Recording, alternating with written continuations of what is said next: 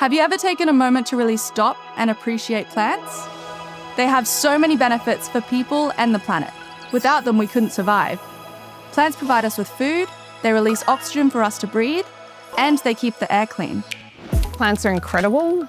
They just are the basis of all life on Earth, and they will be in space as well. That's right.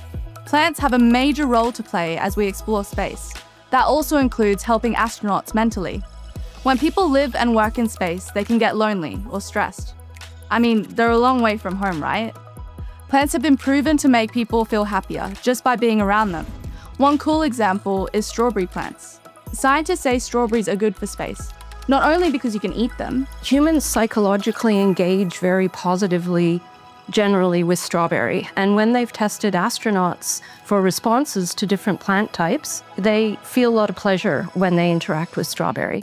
So plants provide oxygen, food, and help with our overall well-being. All vital things for people during long space missions. Scientists in Australia and around the world are working on a super cool project called Plants for Space.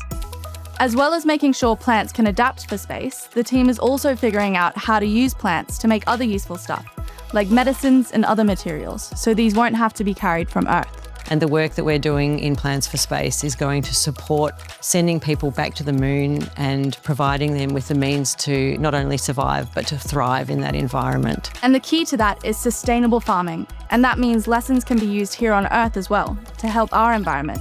So the next time you walk past a plant, have a think about this new space gardening adventure, set to benefit people and planets.